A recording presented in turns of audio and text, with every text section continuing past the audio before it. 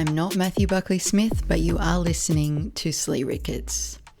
Thank you all for listening, and especially to those of you who listen to my show, Poetry Says, which is about Australian poetry and is therefore the best poetry podcast currently being made. My name is Alice Allen. Sometimes Matthew lets me visit this place, and today I have the keys. If Matthew and I lived in the same country, I would force him to have a book launch for his new book, Midlife. We don't live in the same country. We live on opposite sides of the planet. So this is as close as I'm going to get to giving my fantasy launch speech for Matthew. The thing about being friends with another poet is sometimes you get to do stuff like this, where you can bask in the reflected glory of something another poet has put years of his life into. He spends years, you spend 15 to 30 minutes, and you get way more cred than you really deserve. I mention that because I know there are people listening to this episode who have not only known Matthew decades longer than I have, but who were there when these poems were being made, who were perhaps even part of their making. I've only known Matthew since late 2021, when I wrote him a fan email about this show, an email that I never expected a reply to. But pretty soon after that, after we started corresponding, Matthew sent me pretty much a finished draft of this book. And it's basically been open in my PDF reader ever since then. I've read these poems over and over again. I've read them at my office hot desk. I've read them lying on the couch late at night when I couldn't sleep. I've referred to them when I've been trying to figure something out about my own work. I think the only other poetry book I've referred to that much over the past couple of years is my collected Kenyon. So when Matthew told me, almost offhand, as part of an earlier SLEERICKETS episode, that Midlife might not get published, I nearly started crying. And I felt the same way when I got to see the book momentarily as he was reading from it when we were recording this conversation. Now, I know I need to address the elephant in the room. People who are thinking, yes, but you and Matthew are mates, so of course you like the book. But here is the thing. The way I am, Matthew being my friend, means I'm actually less likely to enjoy this book. For one thing, my expectations are higher. I'm on high alert for flaws and things I don't like because I don't want my friend to be bad. But also, I'm less likely to enjoy it because I'm an extremely envious person and I don't want any friend of mine to be this good. But he is. It's really annoying. I love this guy and I love the poems in this book. So let's get to them right now. Did I do it? Is that it? Do I sound cool?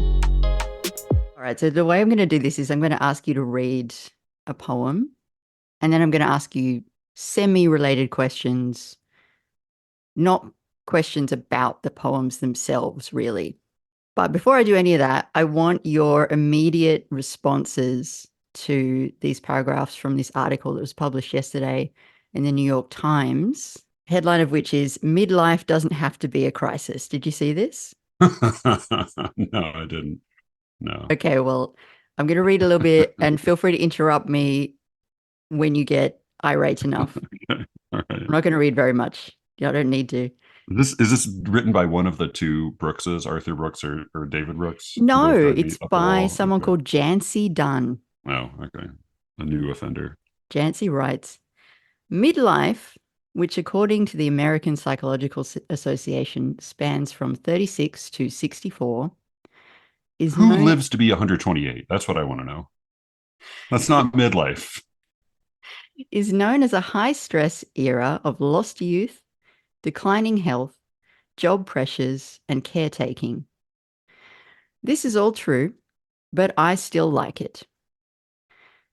I feel stronger and more confident, and I Good for have you. less. Yeah, good for you. And I have less angst. My parents are still with me, and so are most of my friends. I know loss is coming, but that realization doesn't overshadow my joy. When most of us hear the word midlife, though, we probably think of crisis. But not everyone succumbs to the cliches of leaving a job or buying a sports car. Midlife crises aren't inevitable. So, how do we make this time more a celebration than an implosion?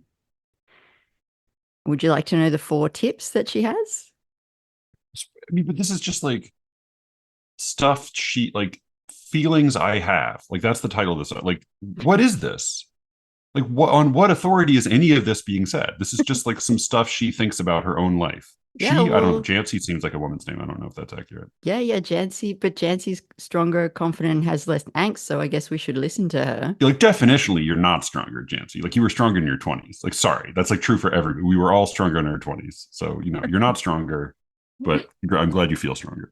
Well, just in case anybody is dying to know what her 4 tips are, they are: be unapologetic about who you are, go full throttle on a weird hobby, celebrate overlooked milestones, and invest in your friendships. And if you do these things, you will avoid the midlife crisis. What? What is any of that? That's what I What thought is you'd say. what? You don't want to be depressed? Have you tried Skittles? They're delicious. Like, what is great? Fine, sure. Like, okay, I guess. Like, what were they again? Because they also seem to be like not parallel in a funny way. Like, not like these are not like 4 comparable tips. They seem like they're of different magnitude. Yeah, some of them are actions and some of them are just attitude. So be Like, don't feel unapologetic. this. Yeah, Be be unapologetic. unapologetic about who you are. Go full Okay. throttle on a weird hobby. Uh huh. Celebrate overlooked milestones and invest in your friendships. Okay. I mean, so they're all extremely vague, but also like deeply double edged, right? Like, don't apologize is another way to say that first one. Don't stop apologizing, which is fine as like a feminist t-shirt slogan, but like isn't actually very useful in daily life, particularly if you're like living in a family or like it's like close proximity with people that you probably do need to be able to apologize to frequently. Yeah, yeah. Uh, go full throttle on a weird hobby. I mean, that like there's just so many ways that could go really horrifyingly wrong. Like that Mm. could be like, oh, spending too much time on Donald Trump Reddit. Go full throttle on a weird hobby. Like just sink more into it. like more frog posting. Like more like yeah, like drinking too much. Go full throttle on a weird hobby. Just drink more. Yeah, and then celebrate on what milestones? Overlooked milestones. So her suggestion was to have Overlooked an empty milestones. nest party when your kids leave home. Boy, that's okay. Celebrate overlooked milestone. Is that an overlooked milestone? That seems like No, a I think that's very pretty like like major, like widely acknowledged, yeah. like significant milestone. It's just not usually treated. I mean, I don't know. It just feels like that's something people have like jokingly expressed ambivalence about since ever. I mean, since like the invention of the teen years in the 1910s or whatever it was. Yeah. Yeah, it's like a And major plot then point in every TV show. right, and then invest in your friendships, your friends, which also could go horribly wrong. Like because we have like our friends, like every friend we know, including like present company. Well, might present some present company included is like has like a Kickstarter or something. So like that could be a terrible idea. Like friends, yeah, Yeah. don't support your friends insane. Don't let them go full throttle in their weird hobbies. Yeah, that's just like that's the dumbest, buzzwordiest series of non-solutions to a not actually acknowledged problem either. Because basically she's saying like either you are a walking cliche and you do a thing that we all laugh at, which is ridiculous to have any thoughts about at all other than self-celebration, or you're fulfilling my self-help checklist. Like nothing that you read suggests any actual confrontation with what it might mean to, like, what a midlife crisis might even be. That's why I brought it up. I was reading it and I was just so struck by the deep level of denial embedded in all of that.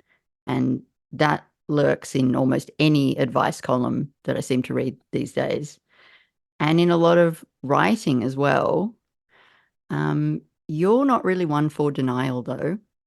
And on that note, I'm going to ask you to read the first poem, which is called Regret. Oh yeah, yeah, sure. Yeah, this book contains no advice. I think that may not be true. I don't think it does, not intentionally at least. Regret. The things we thought best left undone. I haven't confessed to anyone. And all we kept ourselves from when we turned and slept apart has been hushed with the phrase we never said, and all the ways we spoke instead, and just how well we knew and why, the truths we would tell, the untold lie. So when people talk about regret, they have these pat phrases that they say, like, no regrets is the obvious one. Things like, I never regret anything because everything that happened to me in my life brought me to this point. Or another one that comes up a lot is the only things you really regret are the actions that you don't take. Sure. And I was thinking about that bullshit and thinking about, like, is there a case for regret? Like, I feel like there's a good case for remorse, right? Yeah. But what's the function of regret? What's the function of regret? Or I like, don't what's it know. good for? What does it do? Yeah, it just seems like it's an essential ingredient in like, I don't know, chronic melancholy. Like like people make fun of nostalgia a lot similarly, and I also just find it baffling when people sort of disavow nostalgia, disavow regret. It just seems to me like it's a species of pain, and we obviously, like, the obvious function of regret is to instruct, right? You wish you did something once, and so you learn to do it this time. I mean, I think in practice often it works the opposite way. I think, like, often in practice we respond to our regret with an overcorrection. Like doing what we think we're, like, correcting our former selves. I mean, that's famously what Hamlet's doing when he kills Polonius. He's like, well, last time I hesitated, this time I won't hesitate. I'll just stab first and ask questions later. uh but yeah, I mean, it just I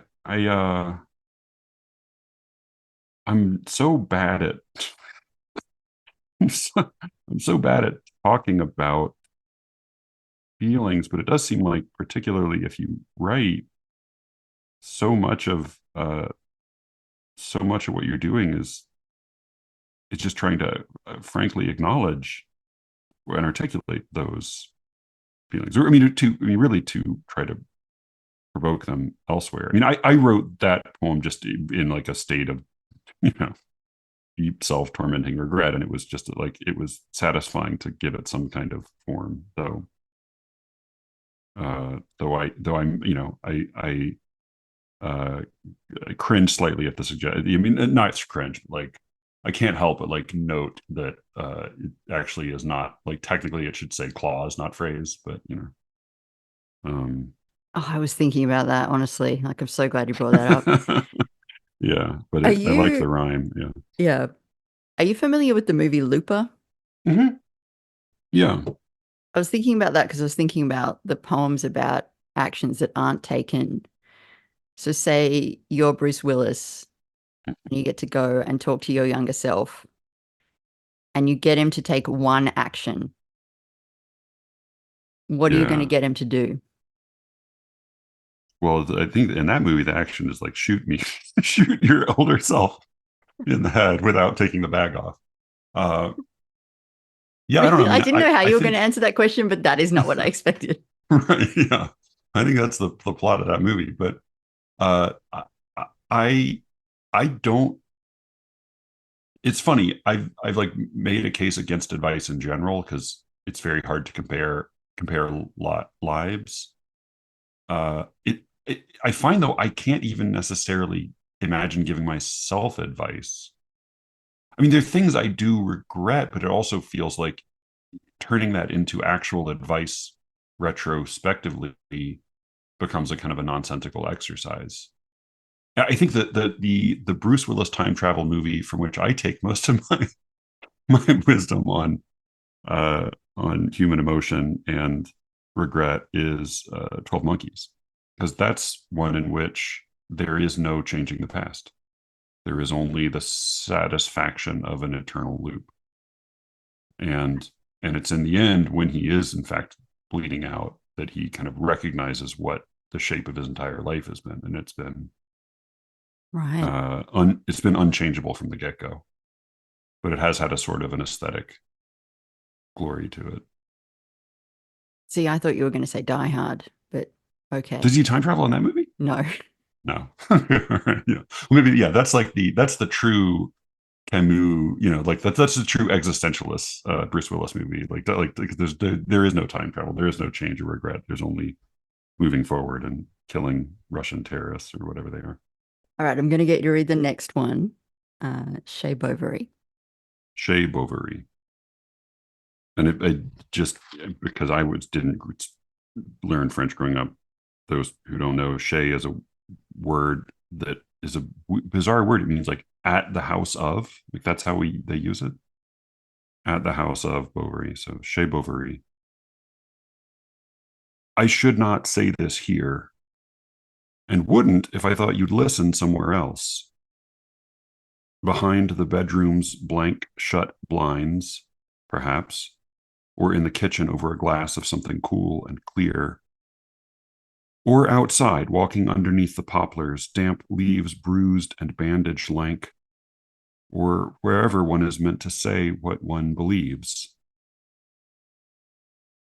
The life you long for isn't the wrong life necessarily for you to long for, but it's not the one we've made here, where we've stopped, with no one else to stop being young for. In this dim burg, imprisoned as you seem every night when I get home to be. Taking again to bed for weeks, for months, for all the long hours casually agreed to some time back, when you were not, or still thought you were not, yet past all of the magic youth persuades us to accept as real at least as the terrifying lack of magic middle age reveals. My love, my small, smart, nervous girl. The truth you would not hear is this: we are dying. That is all. So we've been texting a bit back and forth recently about delusions and also about ContraPoints. Yeah. And ContraPoints has this video called The Hunger, which is her most recent one that she put out, where she Yeah. plays a whole bunch of characters, one of whom is a libertarian podcaster who's just drunk the whole time. Yeah. And one of the things that she says in the voice of this character is, we all have our little delusions. Our little delusions. The important thing is that we cling to them and we never let go, no matter how much evidence gets in the way, because that's what makes us free. I was thinking about this whole conversation around delusion and about this poem, and how the biggest delusion really that we all live under is that we're not going to die. But then I thought, are you somebody who just doesn't need a memento mori? Like, are you just always there? I think about it a lot. That is the to plug not this book but a different book. Madame Bovary is fantastic. It's just such a great novel. And the line, this is I use it as the epigraph for this book, but it's a great line. Flaubert has describing the protagonist. He says, "She wanted to die and also to live in Paris," which reminds me of the great a Freudian slip that Freud uses as an example in, I think it's Psychopathology of Everyday Life, where he says a husband referred to and speaking to his wife said, "If one of us died, I would move to Paris." Um, but yeah, like I think we do have that kind of like, we don't, even if we intellectually or vocally acknowledge death, we're not really deeply grappling with it. I'm of two minds about this. I think like in Mortality, Atul Gawande talks about the existential slap, which is something that he has seen many times, and a lot of hospice workers see among people when they're sort of first getting, when they're whatever, whether it's with the original diagnosis or whatever it is, like when they sort of first get the actual undeniable news that they will die, and that there is a kind of a disorienting shock that they go through. And his observation was that it doesn't happen twice.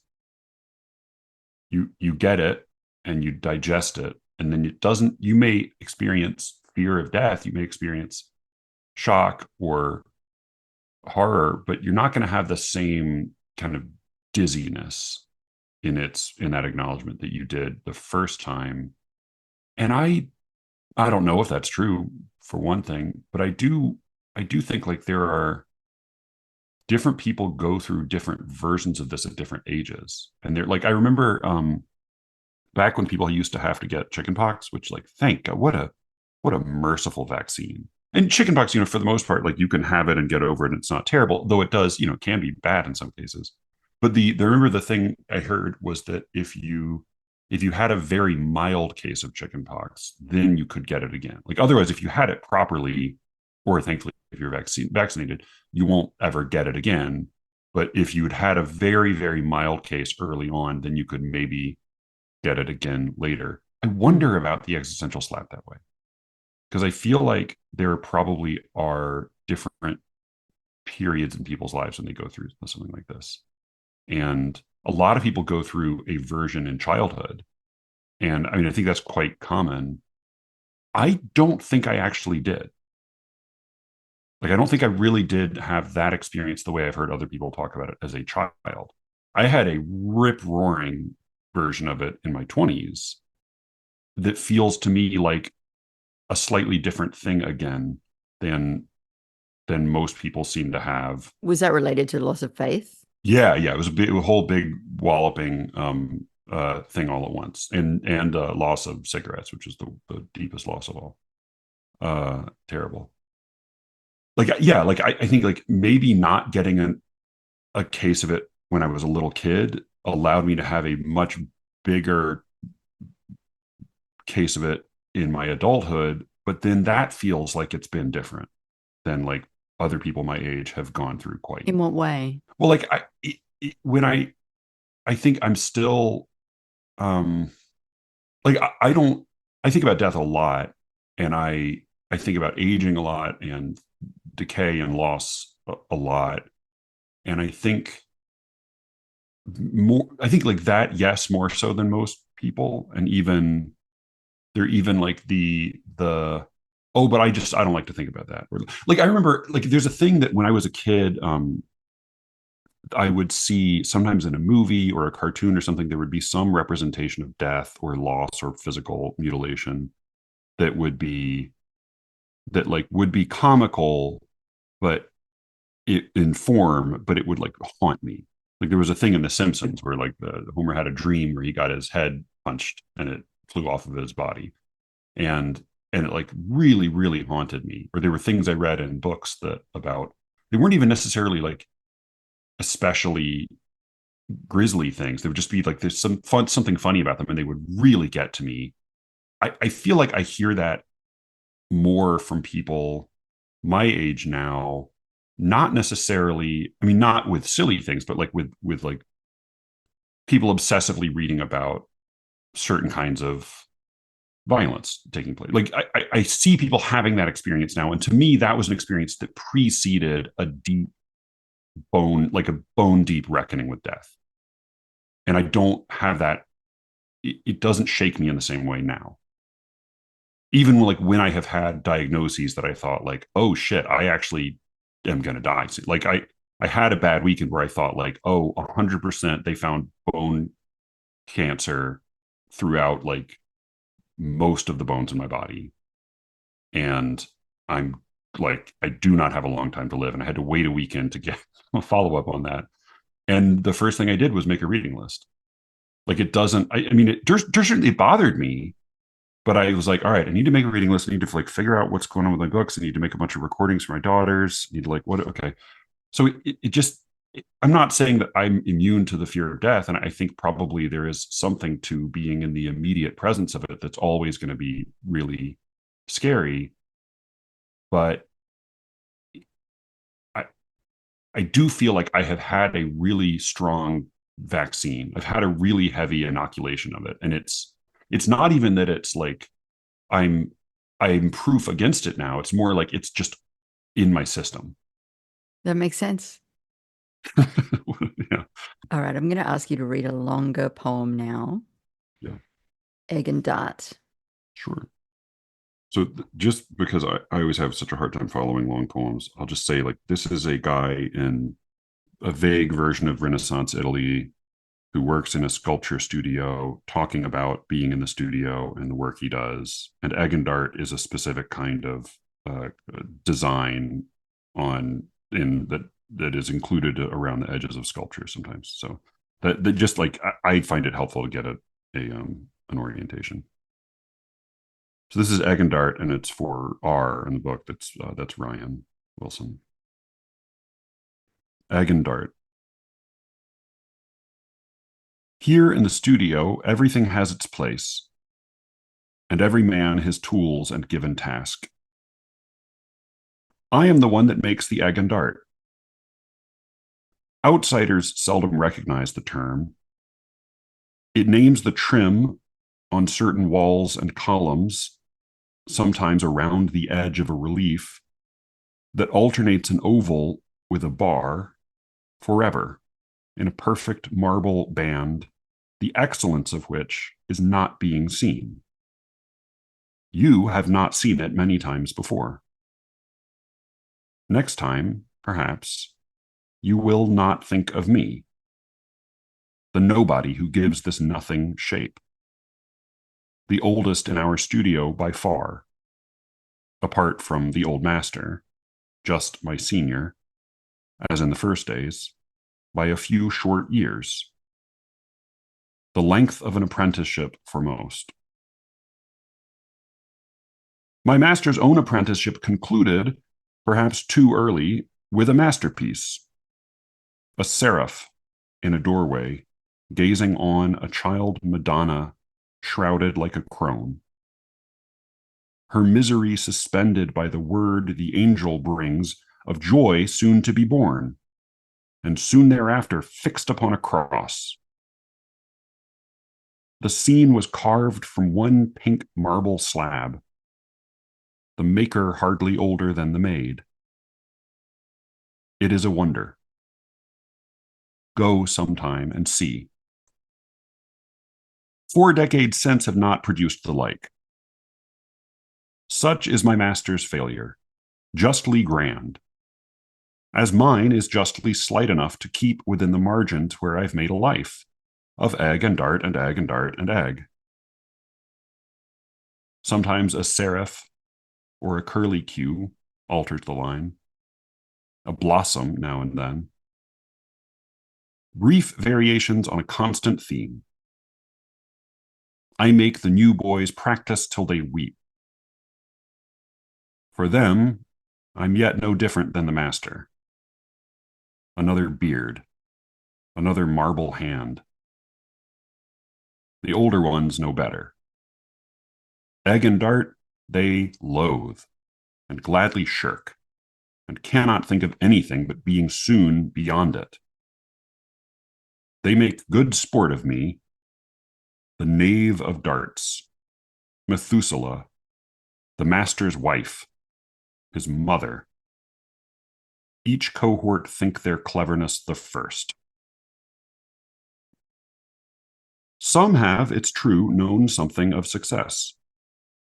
A few have set up workshops of their own, contending for commissions now with us, dull, churchy tableaus mostly, gaudy stuff, fit only for the pious and the rich. Not one of them has yet achieved a piece like that with which our master made his name. And none could ever chisel egg and dart more than a pace or two, and those two false. The darts strung loose, no pair of eggs the same. Though some lacked cunning, most lacked only care. And even when I made them watch my hands shaping a path across the elements, none of them saw the knave of darts himself. If any had, he might have seen a man at home within the shadow of a man, content to turn out faultlessly his craft for children's pay and incidental thanks. No wonder they look elsewhere for their dreams. My own, of late, touch on the Blessed Virgin, mantled in pink, just as our master made her, the day he drew the rubble from her face and found her flushed with motherly despair, compelled to carry what she might not keep. I pray that she will guide the master's hand one final time for one last worthy form, a miracle to warm his dying fame, a garment of which I might take the hem. This morning, though, no mysteries are revealed. Fleeing an endless breakfast with the Count to play a prince among apprentices, our master has declared, perhaps in jest, that egg and dart are meant to signify the figures of a woman and a man, begetting undistinguished generations, one undistinguished coupling at a time. An older boy, restless to show his wit, suggests that egg and dart are eye and tongue, perceptive and appetitive in turn, enshackled by a mutual disdain. The quips and quibbles patter on, and not a word I haven't heard before. Now we will lose the working day to talk of women's tongues and men's relentless eyes. Wine will be brought. A boy will play guitar. No one will think to ask me what I think. For 40 years, I've cut the egg, the dart. I've never known a woman or a man as I have them. Not my own eyes and tongue. I know what they are. I know what they're not. If asked, I'd say they are nothing less than stone. And that boy will play guitar. A version of that, I think I got from a Joshua Megan poem. I think I only recognized it later. Either that or like maybe that was the one I got from his epigraph. I can't remember. Happens all the time. It happens all the time. So you've talked before about how you never got to study with a master in poetry. Have you come close? I mean, have I come close to masters? Have I come close to studying with one? I mean, I think if I were a scholar, then I would have studied with a master. That was Jane, my mentor as a young man.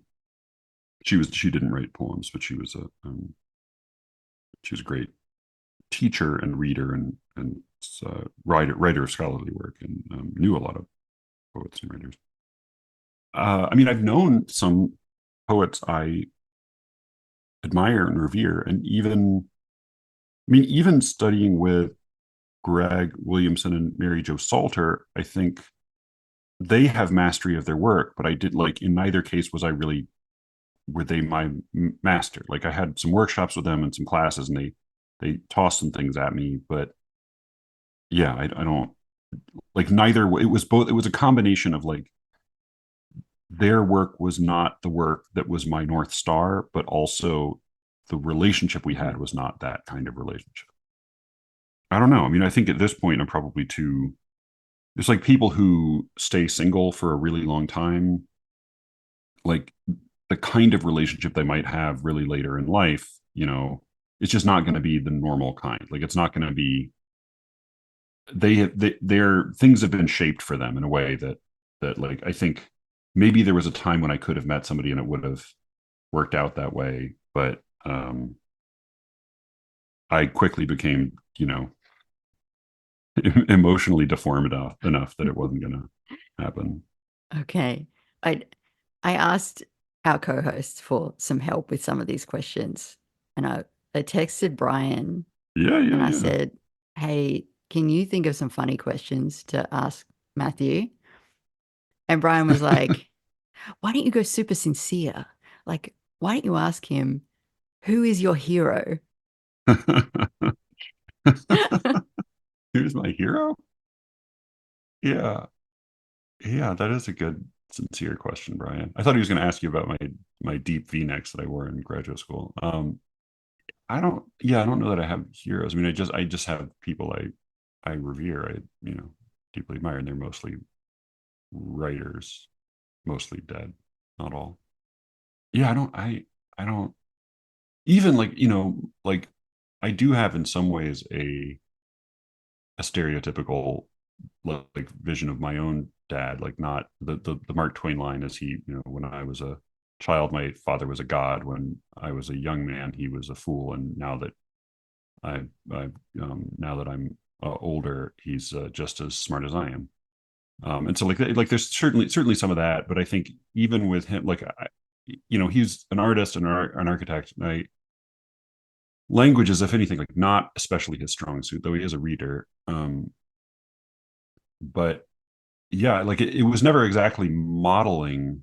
Like even though I do admire him and the course of his work and life, it doesn't seem to me accessible. Like it was something I was talking to Cameron and his little Hogwarts friends about masculinity, and like I do have a pretty robust sense of masculinity as an ideal. I just don't. It just has very little to do with my actual existence. Like I just see it as something that, like, well, that is a good way to live, not what I'm doing. you know. So that, yeah, like I guess that's the way I see maybe. I definitely have like a certain soft spot in my heart for like a physically vital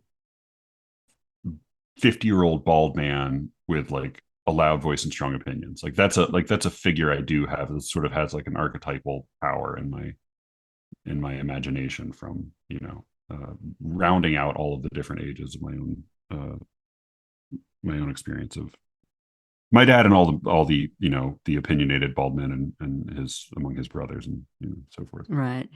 You asked me a bunch of questions for my Christmas episode, and I'm going to break your anonymity here.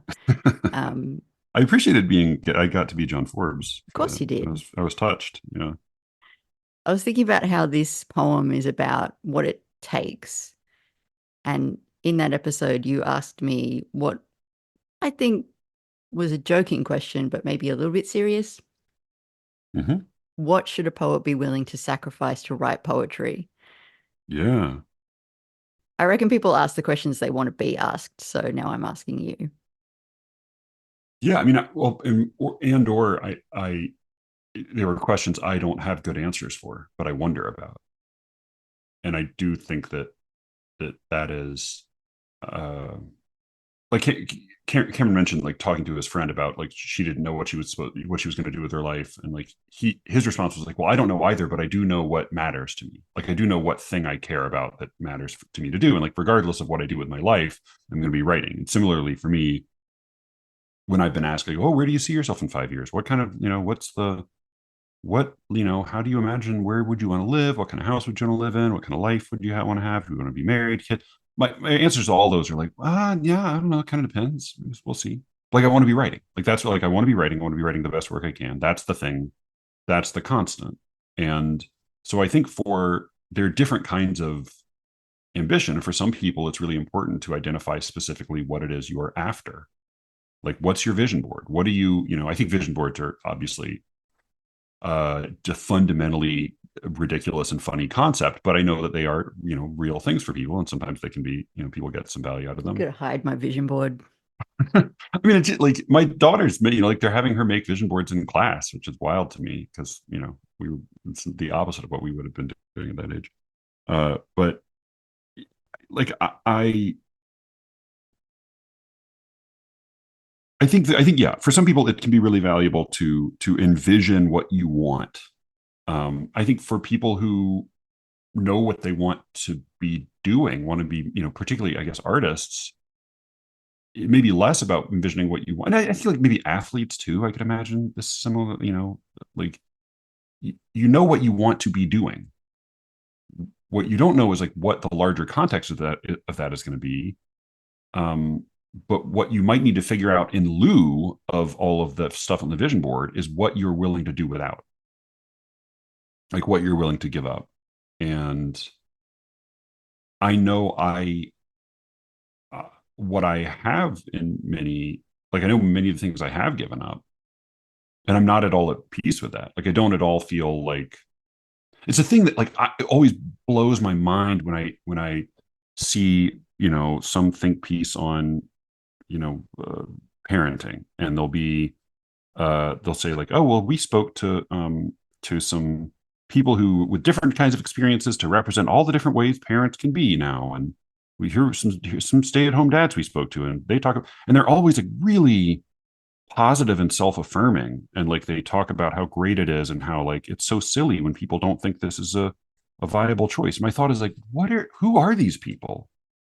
Like if you were to, I mean, I'm a stay-at-home dad, and like I'm filled with nothing but self-loathing about that. But like I also feel like with poets with so many like representative, like if you go to find like representatives of this or that group, my thought is like, well, those are the people who are going to know exactly how shitty those people are. Like those are the people who know what is everything that is wrong with that category and all the reasons you should hate yourself. And so, yeah, like my feeling is like I do know kind of what I've given up. And so, what are some of the things I've given up? Like I gave up like having much of a say in where I lived.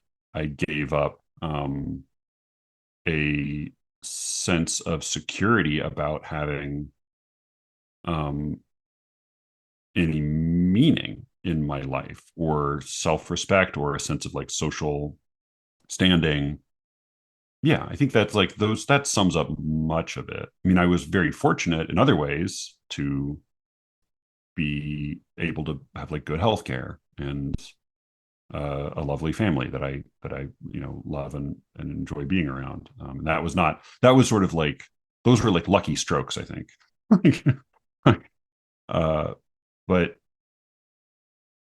yeah, I don't.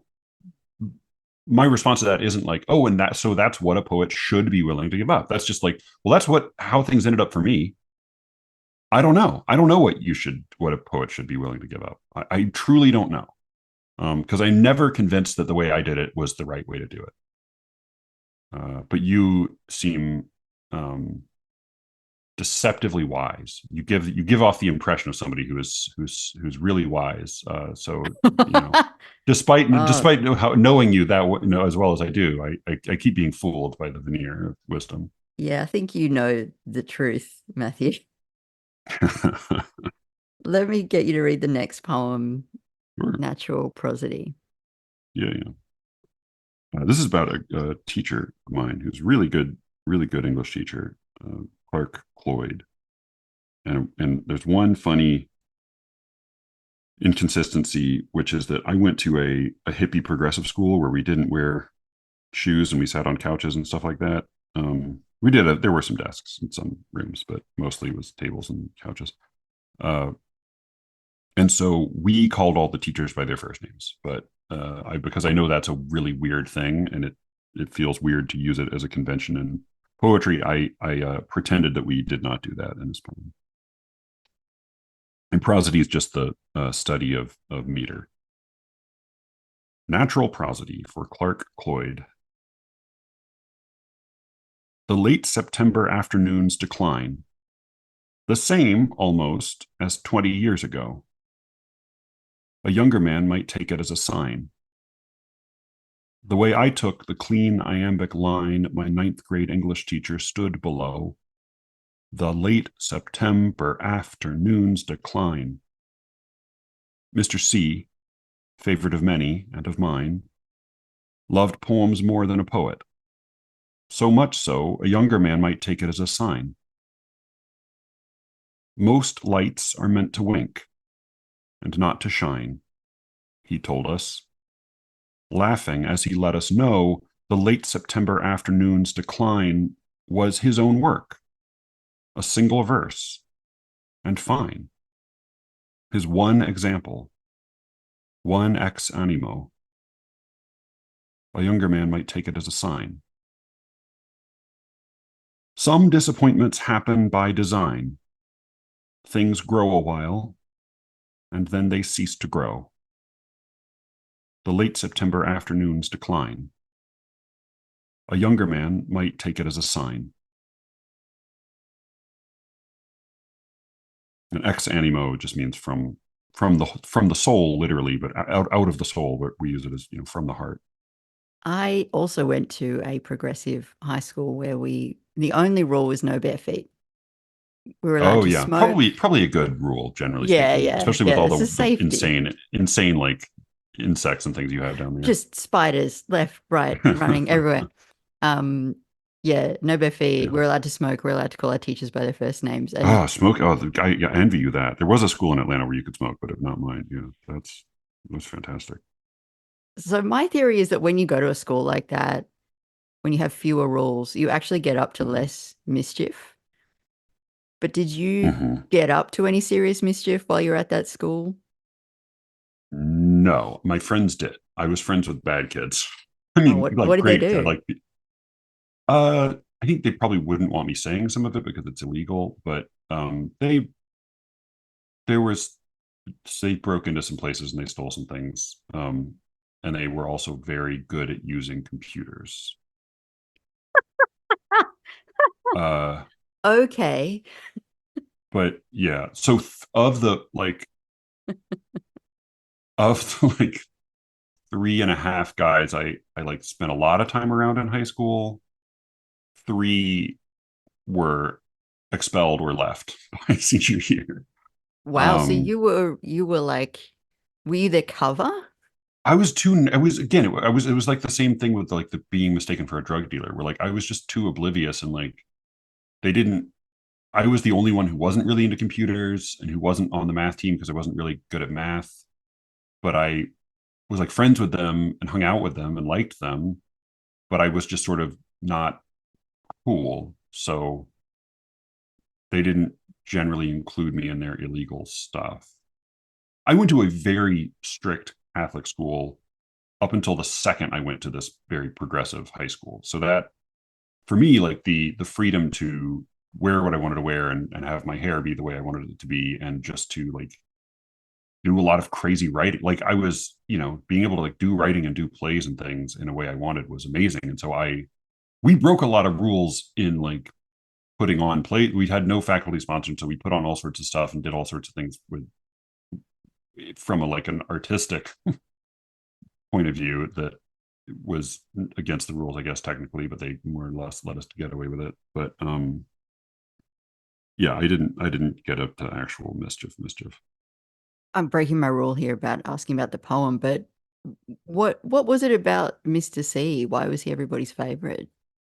Clark, many, not everybody. So a lot of people hated him, but because he was really blunt, he was very sharp and funny, and he loved actual debate and conversation. He was also the faculty sponsor for the school newspaper, which I wrote on for a couple of years. I wrote on 1 year, and then my senior year, one of my friends was the editor-in-chief, so I chipped in a little bit with that. But Clark loved stirring up trouble and getting people to dig in and argue about things. And he loved to assign difficult, weird books and make people write a lot. There were other teachers that resented him, and definitely students who resented him. He was a teacher who, if he really thought your paper was shit, he would give you really detailed, really thoughtful responses to your. But he was a great writing teacher. But if you wrote something that he just thought was bullshit, he would just write nay and give it back to you.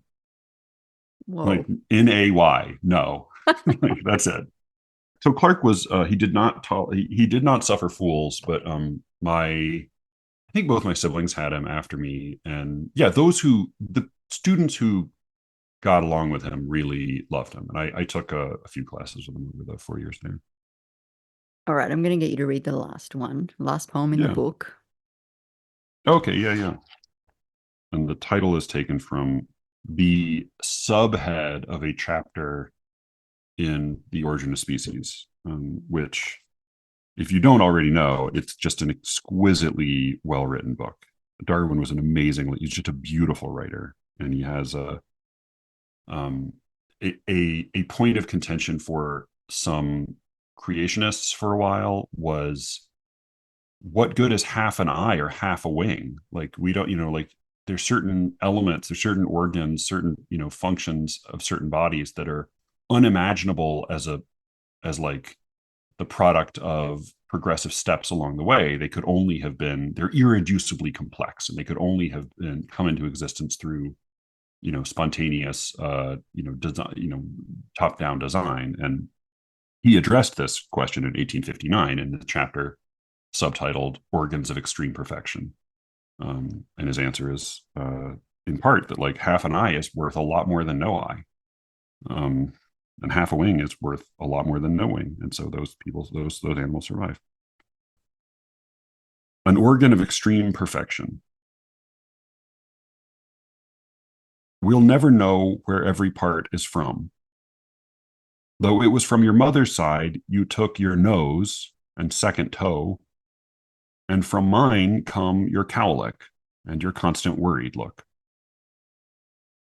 Most parts were passed down from some common place, mislaid by 30,000 years of snow, where a few last bare-skinned stragglers of the race fell quiet by the fire and turned to go.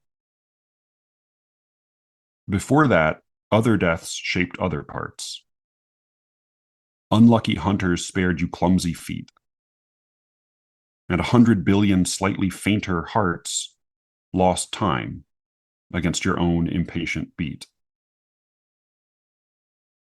But for now, we lie and say all this was made for you, as you seem dimly to believe, while the days pass like a holiday parade of sights you'll learn to love and then to leave. So I'm not a parent, and I have so many questions that I want to ask parents that I feel like are not really acceptable in polite conversation, but when you're doing a podcast interview with another poet, maybe you can ask them. And one of the things that I always wonder about is, what did you think before you had kids it was going to be like, and where were you wrong? Yeah. I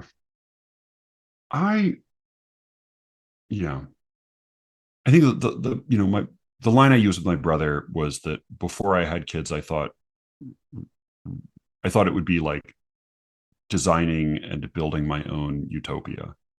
I have to come up with all of the what's the best way to do this? What's your philosophy on this? What's your stance on this? And then how do we come up with the best way to execute all this? And then once I had kids, I realized that it's actually not at all like that. It's much more like surviving a zombie apocalypse. Like, what window do we need to board over right now? Like, can we hide in the basement for tonight? And then God only knows where we're going to, like, if we can find some canned goods tomorrow. Like, that's really just like moment to moment improvisation. And like, there's so much about having kids that I'll hear people say like, oh, well, my thought about screen time, or what I really, I kind of wonder if this is really the best way. And my thought is like, I'm sure it's not the best way. Well, like, who was talking about the best way here? Like, what in God's name did you think this was? So yeah, it's just getting by. I also thought that, I think the messiness I was kind of anticipating growing up, things were messy. I was around a lot of like kids in minivans, and my brother was substantially younger than I, and so I was around little kidness and babyness a fair amount. I was not anticipating that the noise would bother me as much as it does, which definitely is the hardest part for me. And I think the getting the timing of the pandemic and the 18 months of 24-hour childcare it was on me during the pandemic with a 2-year-old and a 6-year-old was brutal and really made it worse. I think it's made me less tolerant of noise since then. But yeah, mainly I thought like parents could really determine, like I thought parents had a big influence on how their kids turned out. And I don't think that's true anymore. Hmm. I think you just have an influence on whether your kid survives to turn out however they were probably going to turn out anyway. Like I even think that with like teachers or role model, like I even have come to think that it's not so much what those teachers are or do that matters, it's how the kid is looking at them. Like in a way, like the crucial factor is not even like who is the role model. The crucial factor is like which kid is looking at him and like learning what from that gaze. So I don't think I have really any, like, this is going to sound terrible, I don't really have any dreams for my kids. Like I don't think like, oh, I hope one day this happens, or like, oh, I could see this. I mean, there's plenty I could see, but mostly it's just like I hope nothing like catastrophically awful happens, uh and that they're basically okay. But I can't envision, like, I don't understand people who have like a vision of how their kids are supposed to be, or who are really dedicated to preserving.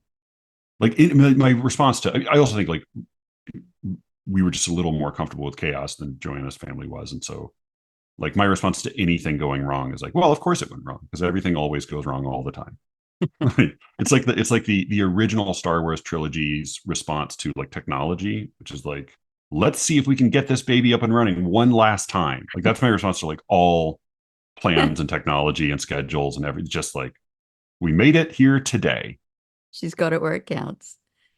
Yeah. Are you nostalgic for times in your kids' lives when they were younger? Given what you just said about the pandemic, maybe not, but Yeah, sure. There is the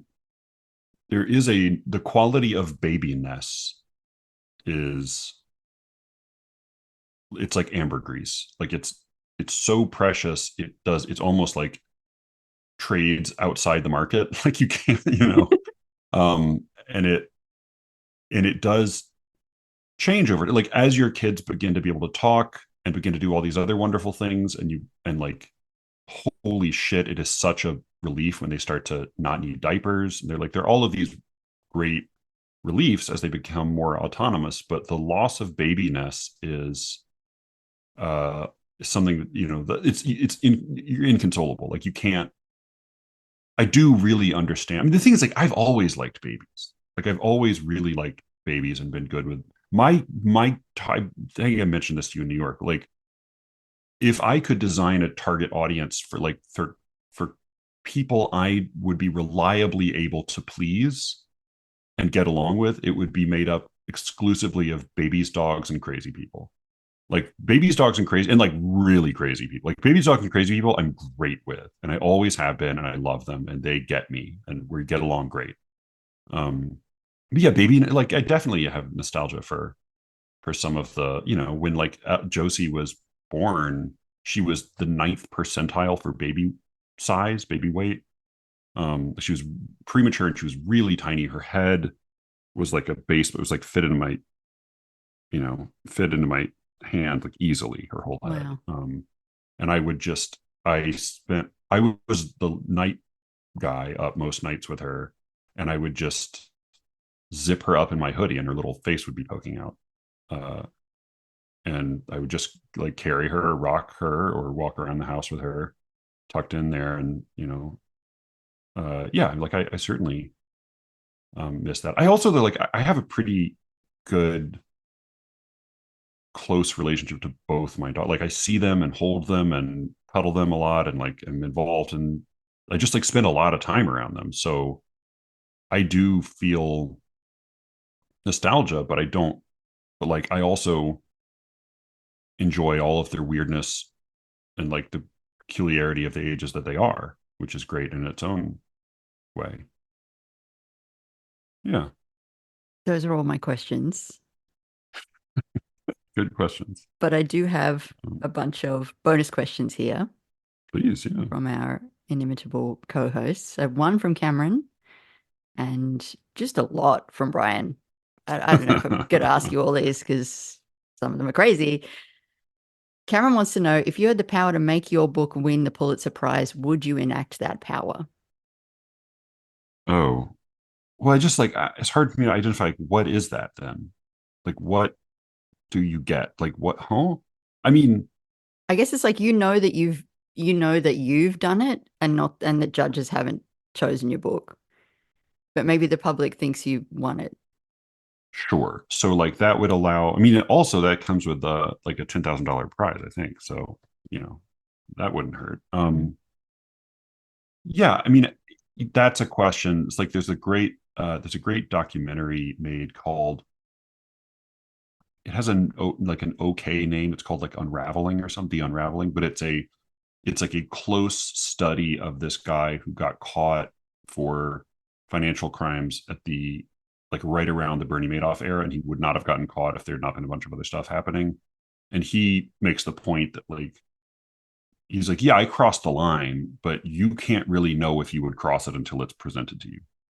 And so yeah, like I have no idea if I would have the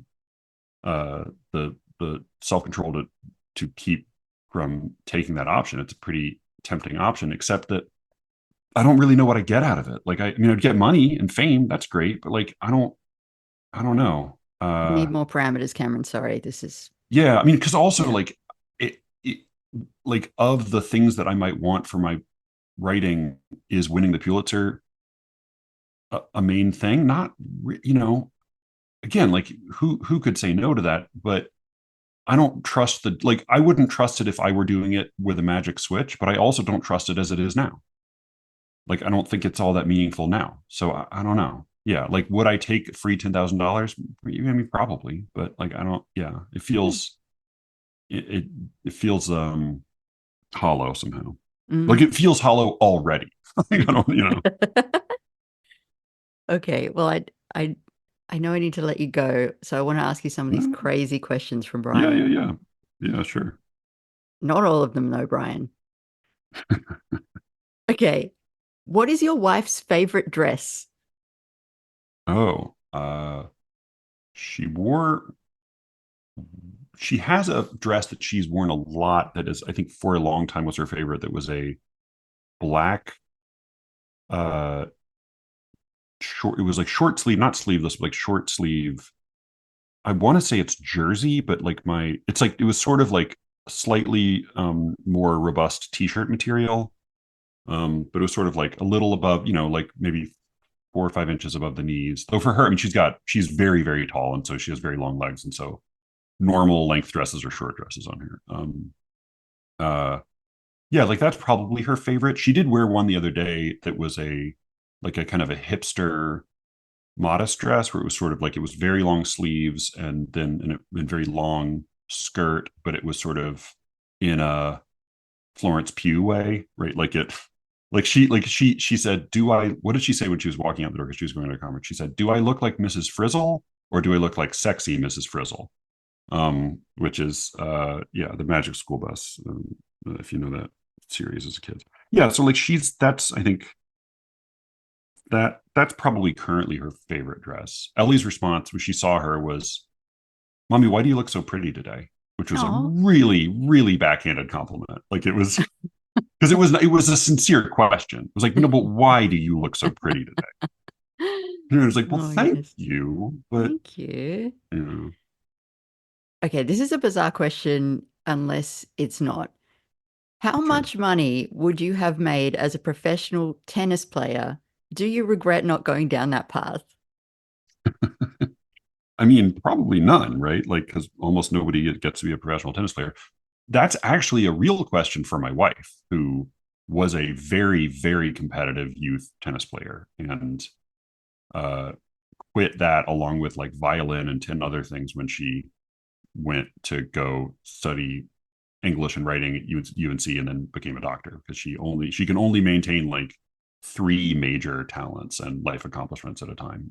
But yeah, like she actually could have been maybe a tennis player. I was never any good at sports, so I could never have been a tennis player. If I had been an extremely famous and successful tennis player, I imagine I would have made a lot of money, and I would probably love nothing so much as playing tennis. And so I don't regret not going down that path at all. But the parallel universe version of me, who's a fabulously famous, successful tennis player, sincerely believes that I should regret it deeply. I think that's probably my answer. Looper tennis player has got some problems there. It's the answer's still the same. Still like, and then you get shot at the end. Yeah. All right, 2 more questions. Do men need women? Is Brian's question to you. Yes. I mean, for obvious reasons, right? Like, because you don't, I mean, because we need to reproduce on the most fundamental level. But yeah, I mean, there are very dumb conservative arguments made in this country about how there's certain kinds of relationships and certain kinds of family formations that are fundamentally good and strong and valuable, and not to have those is to be missing out on something, right? Like if a kid doesn't have a parent of each sex, she's missing out on something. If you don't have a lifelong monogamous male female relationship involving the rearing of children, then you're missing out on something. And like my thoughts are like two on this series of claims, right? Especially the Christian right is very fond of making claims like this. And then the left will often say things like, there's nothing, like any family can be anything, and any formation of any family can be equally satisfying and fulfilling in all ways. Your like outraged liberal voice is so great. Right. Yeah. It's more annoying because I think I spend more time around liberals now than I do conservatives. But like I guess my thought is like, well, both are wrong. Like I think you are missing, like whatever you don't have, you are missing out on something. And like, but yeah, like we can live in any number. So like on the one hand, like, could I imagine a world in which like a little boy were raised by like two gay men and then grew up and like went to a boys' school and spent most of his life around boys and men and maybe was gay himself and so then married, like, and could he live like a fine life? Sure. Yeah. Like, do I think that our lives are enriched by the presence of women in ways that they wouldn't be if we weren't around women a lot? Like, yeah, also, yes. I think that's true. So I think we need women fundamentally, biologically, for sure. And we probably need them for lots of other reasons too. Even if like gender roles are entirely socially, devised, which they probably are, like they exist and like we temper one another. Yeah, I think so. All right, last question. When has God spoken to you and what did she say? I was very religious for a very long time, and the thing about having any worldview is that it affects how you interpret reality. And so I did have circumstances in which I believed God was sending me a sign or something, or I would have a kind of a weird experience, or, when I was a little kid, I saw angels. And when I was I've had like a couple weird experiences that I actually can't quite account for. I don't read them religiously. I don't know that I read them anyway, but I don't even the things I still like, there are things I think were sort of my imagination playing tricks with me. And there are things that I truly don't know how to account for. But my impression is that the only messages I ever read were messages that on some level I wanted to be reading. And for the most part, with the really weird things, I have no fucking idea what they mean. Like that's, I have no idea whatsoever. If she was saying anything to me, it was a butt dial. She wasn't trying to reach out to me. It was an accident.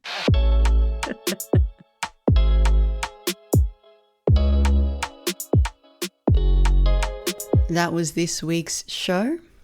Thank you all for listening. You can subscribe to The Secret Show at SLEERICKETS.substack.com. You can join the chat. You can come talk to me about movies. I'm really obsessed with this Saltburn, Poor Things, Triangle of Sadness. There's something there about big, ostentatious movies that are trying to teach you something, but actually you just never think about them again when you leave the cinema. That's what's been on my mind. You can reach Matthew, as always, at SLEERICKETS@gmail.com. And with any luck, he will be speaking to you again very soon. Until then. And the music starts. Show's over. Oh, it's so sad. It's okay. There'll be more. There's going to be another one very soon.